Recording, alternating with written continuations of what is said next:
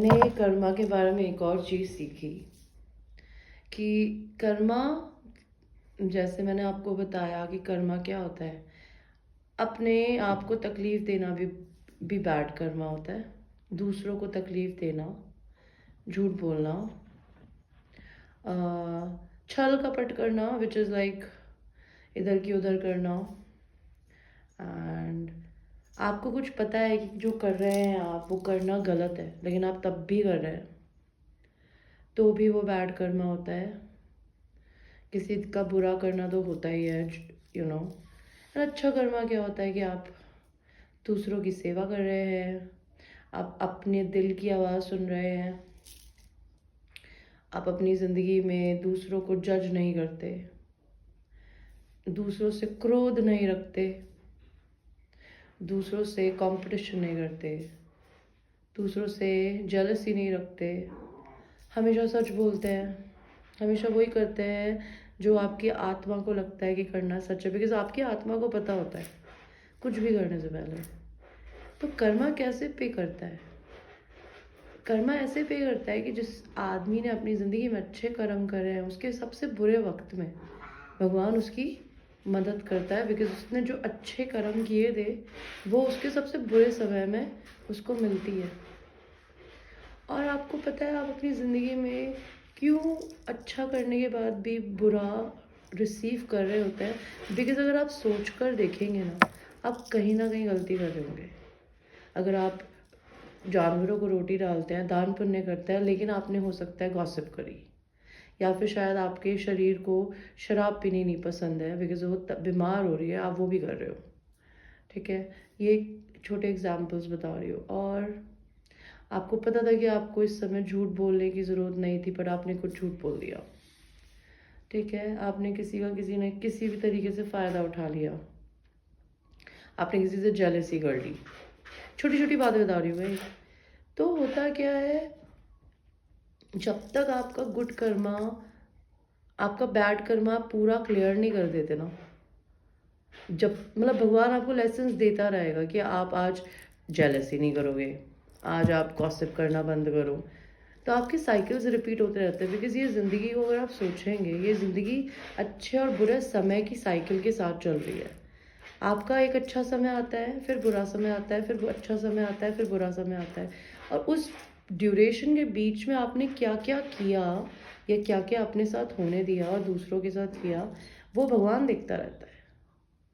And जब आपकी ज़िंदगी में अच्छे समय के बीच में बुरा समय आएगा ना, उस समय वो आपको आपने जो किया है उसके अकॉर्डिंग टू पे करता रहेगा, आपको लेसन्स देगा या आपको खुशियाँ देगा।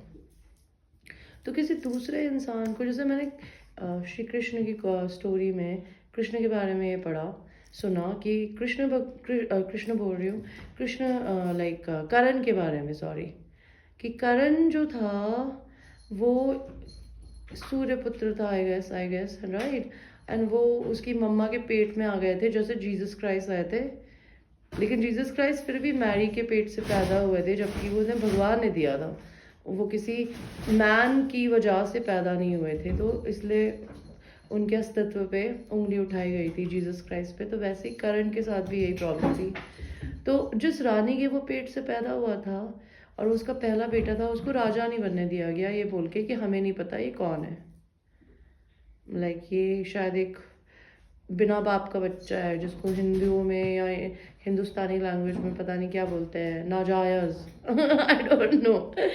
तो उसको वो कुछ कुछ चीज़ें नहीं मिली जो कि एक राजा के बेटे को मिलनी चाहिए, लाइक विद्या मिलना, ऋषियों के पास मिलना। तो सबसे पहले उसको उसने ना एक योगी से उसकी गाय मार दी, तो योगी ने उसको श्राप दिया, जा तेरी माँ की आँख, मैं तेरे को श्राप देता हूँ कि जिस भी दिन तू अपनी ज़िंदगी में बहुत तकलीफ में होएगा ना, उस समय तेरा रथ का तेरे युद्ध के बीच में तेरे रथ को धरती खा जाएगी, तू चल नहीं पाएगा अपने रथ पे। ठीक है, और वो भूल जाता है वो कर करू के। उसके बाद उसको विद्या चाहिए होती है ताकि उसको धनुर्विद्या आए, उसको तीर चलाना आए, उसको योग के बारे में पता चले। तो उसके लिए वो उस समय राजा के जो महर्षि होते थे वो सिर्फ राजा के बच्चों को ही ज्ञान दे देते, नॉर्मल बच्चों को नहीं दे देते, पता नहीं क्यों होता था ऐसा, बस होता था। तो उन्होंने ना एक फ्री डिस्काउंट ऑफर निकाला था ऋषि मुनि जीवन की। उन्होंने कहा था कि मैं सिर्फ उन लोगों को, वो वैसे नहीं थे, उन्होंने कहा था कि मैं राजा के बेटों को नहीं देता ज्ञान, मैं उनको देता हूँ जो कि बिल्कुल भिक्षु होते हैं, लाइक किसी साधु का बच्चा। तो वो साधु का वेश बदल के वहाँ पहुँच जाता है, वो उनसे ज्ञान ले लेता है। तो उस समय जब वो अपनी युद्ध में बाण चला रहा होता है तो वो अपनी विद्या भूल जाता है, जिससे वो चमत्कार करता था अपने तीरों के साथ में, अपने आरोस के साथ में, लाइक आग निकालना, पानी निकालना, बड़े वो। तो भाई उसको वहाँ पर ऐसा होता है कि वो भूल जाता है। तो उसको याद आता है कि भाई मेरे को ऋषि ने श्राप दिया था। तो ऋषि उन्हें पकड़ लेते हैं, उसे बोलते हैं कि करण, तूने मेरे साथ छल किया, तूने मुझसे झूठ बोला, और तूने अब विवेश बदल के मेरे से धनुर्विद्या ली, और तूने मेरा सम्मान नहीं किया, इसलिए मैं तेरे को श्राप देता हूँ कि जब तू अपनी ज़िंदगी में सबसे बुरे समय में आएगा ना, उस समय तू अपने बाण चलाने भूल जाएगा, तू उनके मंत्र भी भूल जाएगा। तो उस समय उसके साथ क्या होता है, वो उसके मंत्रों को नहीं पढ़ पाता, वो बाण नहीं चला पाता, तो अर्जुन उसे मार देता है। तो ये स्टोरी आपको क्या बताती है कि यही कर्मा होता है कि अगर आपने अच्छे कर्म करे हैं तो भगवान आपके सबसे बुरे समय में आपको कुछ अच्छा देगा।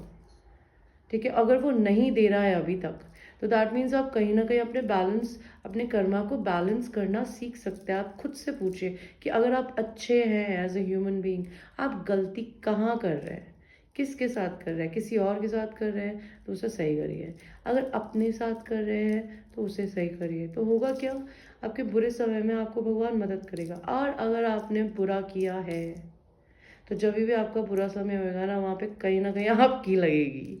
And this is so true, ये मैंने अपनी ज़िंदगी में नोटिस करा है यार, बहुत सारी चीज़ें, कि मैं अगर अपनी ज़िंदगी में कुछ बुरा देखती हूँ ना, तो वो मेरा ही पैटर्न है कुछ, जो मैं बार बार नहीं सीख रही हूँ, मुझे वो सीखने की ज़रूरत है। तो वैसे ही अगर आप अपने साथ बैठ के सोचेंगे, आपको अपना कर्मा क्लीन करना आ जाएगा, very simple. I hope you could understand anything out of my brain, because मैं अपने दिमाग से यार, बिकॉज मैं इतनी विद्वान नहीं हूँ कि मैं पूरा गीता ज्ञान और बहुत इज्जत से मैं कृष्ण भगवान की बहुत इज्जत करती हूँ, मैं उन्हें बहुत प्यार करती हूँ, उनकी से ग्रेटफुल हूँ, लेकिन मैं अपने हिसाब से बात करती हूँ। तो आप मेरी बस बातों को समझिएगा, ये मत सोचिएगा कि मैं आपको उनका बोले हुए शब्द एग्जैक्टली बताना चाहती हूँ, बट उन्होंने जो समझाया, जो मुझे समझ में आया, मैं वो बता रही हूँ। ऑलराइट, मेरे एक्सपीरियंसेस के according to. Alright guys, take care.